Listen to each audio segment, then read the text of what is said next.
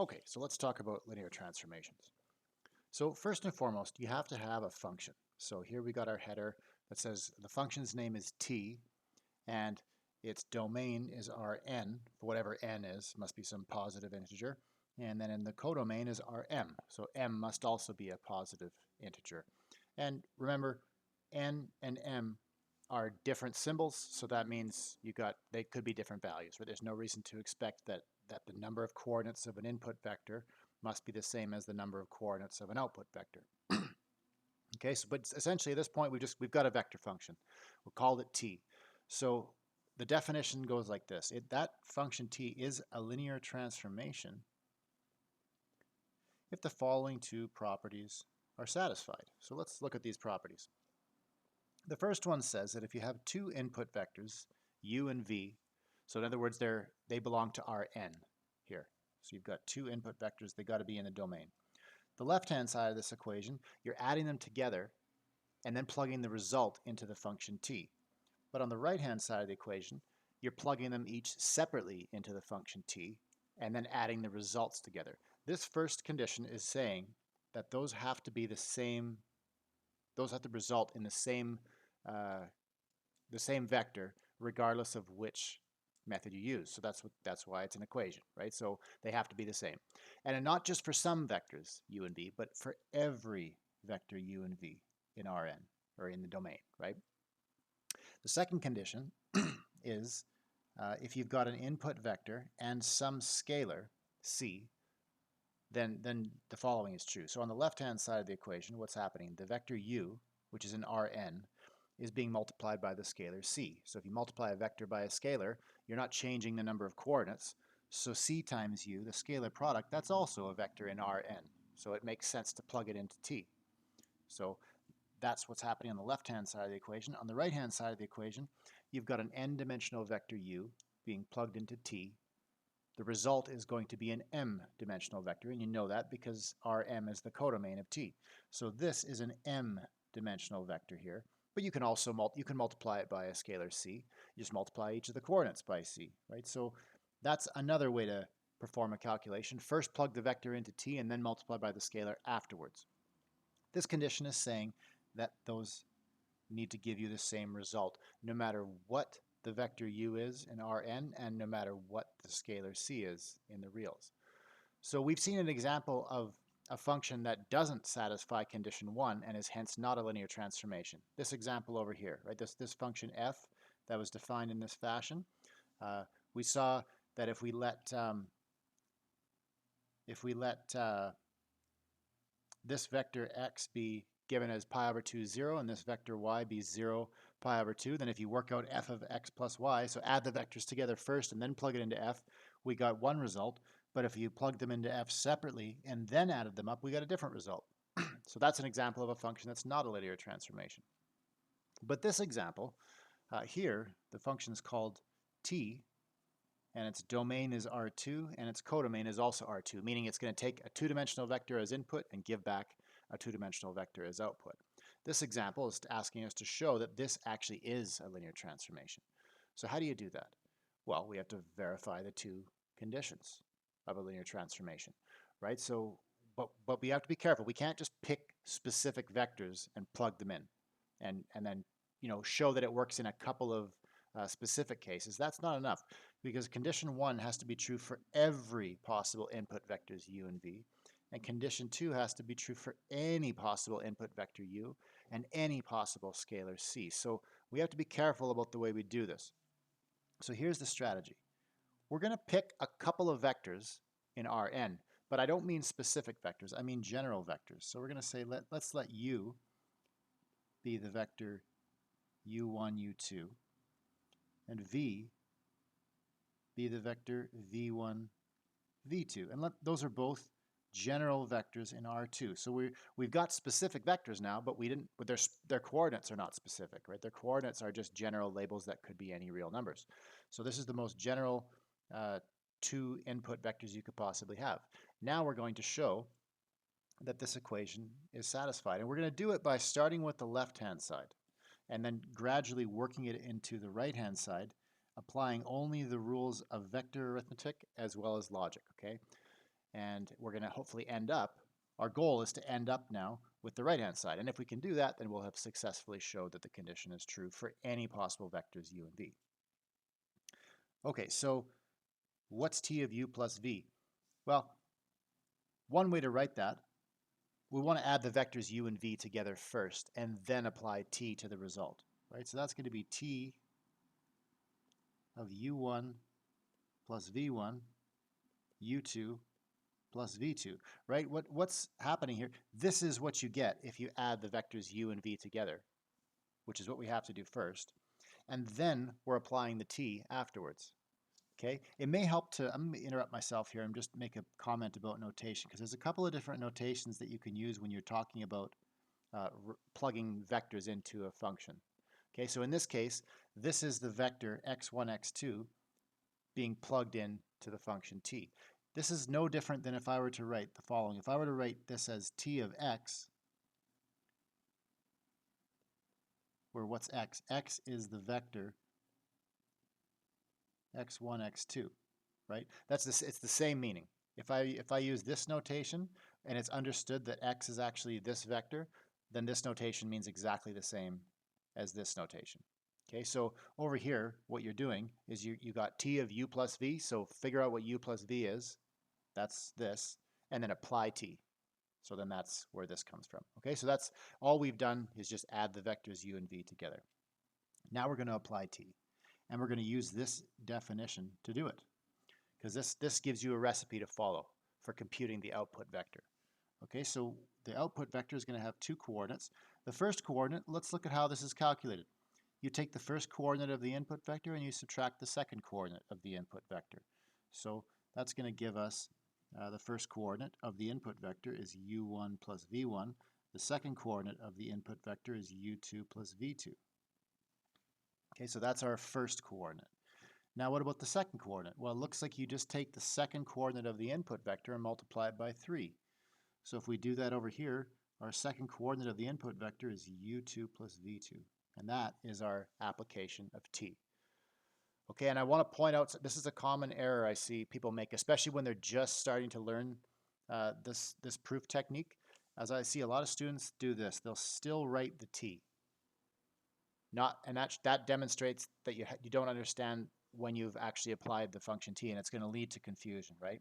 And you don't want to apply that. You don't want to write the t there, because this t got used up to turn this vector into this vector, right? A simple analogy would be this. If I were to say take 4 and add 1, actually here's a better example. If I were to take the square root of 4, that's going to give me 2. Right? So the result is 2. Imagine if I still wrote the square root. Well, that would not be correct anymore, right? Because I've already taken the square root of 4 to get 2. So I don't keep writing the square root once it's already been evaluated, right? It's the same thing with this t. This t has already been evaluated to turn this vector into this vector, so you never look back now. It's gone and you're done with it. Okay? So now what do? Because this is what we have. This is let's go back up to here. We're supposed to end up with t of u plus t of v somehow, right? So in other words, that gives you a hint. We're going to want to decompose this into the sum of two vectors at some point. And one of them's got to be t of u and the other one's got to be t of v. So how do you know how to split this up? Well, it would probably be helpful to organize things a bit. Just to rewrite it, we won't do anything fancy, but we will just organize our terms. So all the stuff involving u1 and u2 is together, and all the stuff involving v1 and v2 is together. Here's what I mean by that. We're going to have u1 minus u2 plus v1 minus v2. And then on the second term, I almost said denominator by accident, it's the second coordinate. I'll distribute the 3 into the brackets, and I'll have 3u2 plus 3v2. Okay, so all I've done is reorganize things, but this makes it a little bit more natural to do the next step that I'm going to do, which is to split things up, because now I have the first term of the first coordinate and the first term of the second coordinate, and then I can group the second term of the first coordinate with the second term of the second coordinate. Okay, and you notice I've run this next comment is not just a pointless comment. Okay, you notice I've kind of run out of space here. So one option would be, I'm going to have to wrap somehow. So one option would be to go over here and continue on and start doing my next step here, and then next step here, next step here, and then maybe, I don't know, maybe I'll be done at this point. That's one way to format my work. But if I do that, I'm not going to do that, and I recommend that you don't do it either, especially, particularly at first, because it's going to possibly lead you to misinterpret these lines as a sequence of equations, but it's not a sequence of equations. Not in the sense of a sequence of equations where you're doing stuff to both sides of them and working downward. Okay, this is a sequence of links. This is what you want is, here's a link in the chain. Here's another link in the chain. Here's another link in the chain. So you don't want it to be confused with a sequence of equations. So rather than doing this, what I'm going to suggest doing is just work downward. We only have a couple more steps to do anyway, it turns out. Let's just work downward from here. Then it'll be a little bit easier to follow the chain of equality. Okay, so the first step I'm going to, or the next step I'm going to do here is write this as u1 minus u2, 3u2. Okay, plus, I got to get the rest of it, v1 minus v2, 3v2. Okay, so that is the decomposition. And this is actually, looks like this worked, right? Because this, let's take a closer look at this. This follows the exact same form of this, except instead of x1 and x2, you've got v1 and v2. So really what this is t of v1, v2. And you can do something similar here. This follows the form exactly, but instead of an x1 and an x2, you've got a u1 and a u2. So this is t of u1, u2. But that's the same as t of u and t of v. So that's what tells us that this worked. We've got t of u plus t of v. Great. So that means we've verified the first condition. See what I mean by a link of equalities now? Those two are linked. These two are linked. These two are linked. These two steps are linked. And these two steps are linked. By writing in this fashion, now you can see that this is one big long chain that ultimately connects these two, which is the two that we wanted to demonstrate were equal. Okay, so I'm gonna do. You don't have to do this, but I'm gonna just add a bracket here just to indicate. So when you look back on your notes later, you can see which part of the work was to do with which condition. Okay, so that was all to verify condition 1. Okay, so let's do condition 2 now. We're going to start in a similar fashion, but what do we have to do? We have to prove an equation is true for every vector u and Rn and every scalar c in the real. So we're going to start out similar to this, except instead of two vectors, we're just going to take one vector. I'm going to write out coordinates for it just like we did in the previous condition. So we've got one vector u and R2 and one scalar c in the reals. Okay, and then we're going to use a similar strategy. We're going to start with the left-hand side and work it into the right-hand side. So we'll start with the left-hand side, which is t of c times u. So in other words, take the vector u and multiply it by the scalar c, and then plug the result into t. What's that going to look like? What happens if you multiply the vector u by c? You're going to get c u1, c u2. That's how scalar multiplication works. But then we still have to apply the t afterwards. So let's write a t in front to indicate that we're still going to apply t to that function. Okay, well now, apply t to that vector. And how do you do that? Well, go back up to the definition of t.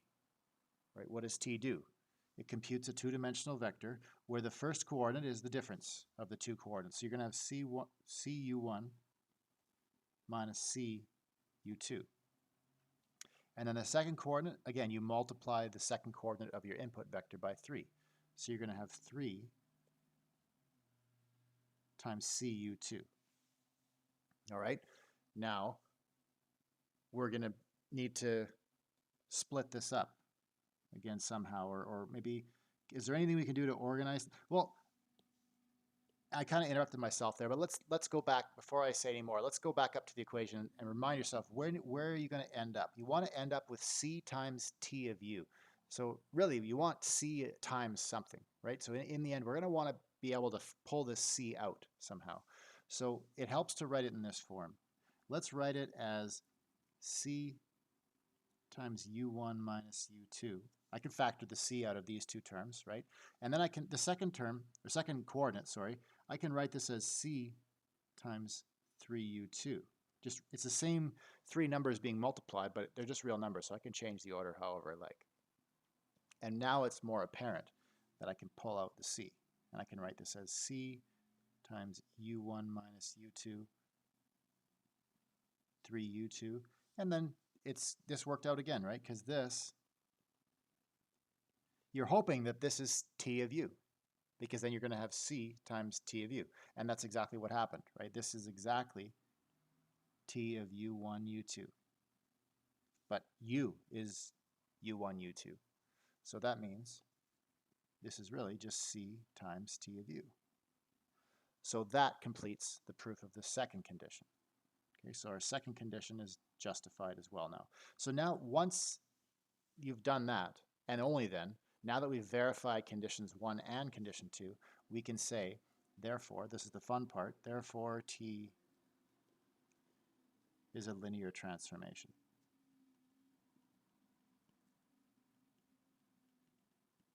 Okay, I'll even do the red box.